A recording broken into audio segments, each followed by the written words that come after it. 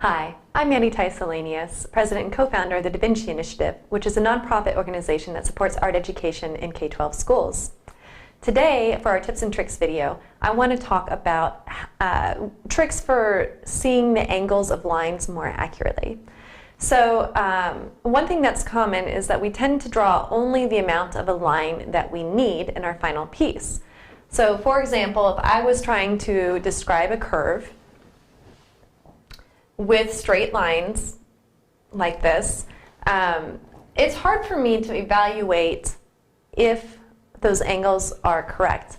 What would help me actually see the angles better is if I extended the angles slightly beyond where they would end. For example,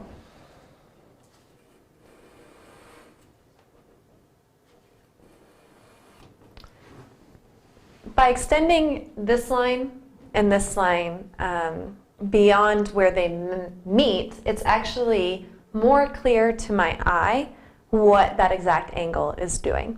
So you can see that this angle is now a lot more recognizable than, say, this angle here. Now, this is an especially helpful tool when you have more subtle angles. This next angle is much more subtle than the first one we just did. So look what happens when we extend these lines.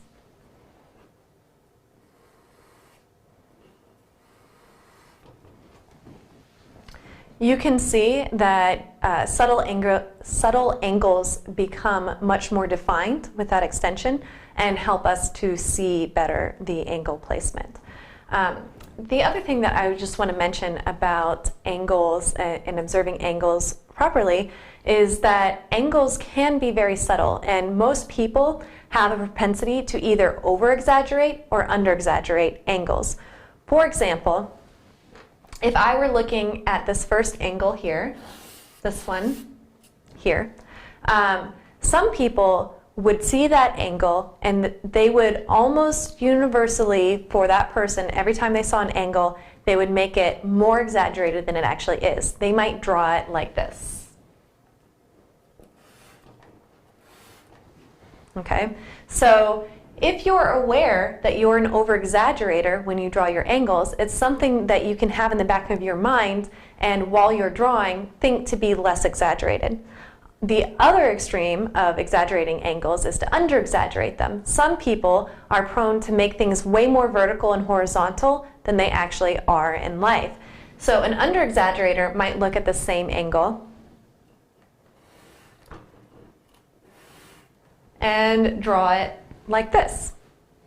So if you are prone to under-exaggerating, you need to just be aware of that and make sure that you exaggerate a little bit more than what you're observing. And it'll help tune your eye to see better angles. You can see how when we extend the lines past the traditional stopping point of where that line is, that it actually gives us two angles to evaluate, because it gives us the original angle we were trying to identify, but it also creates two other angles, this one and this one, to help us judge by. So it's just a way to give us more information to make evaluations and to make good decisions with. Okay, so that's it for our tips and trick video today, and I look forward to seeing you in our next video.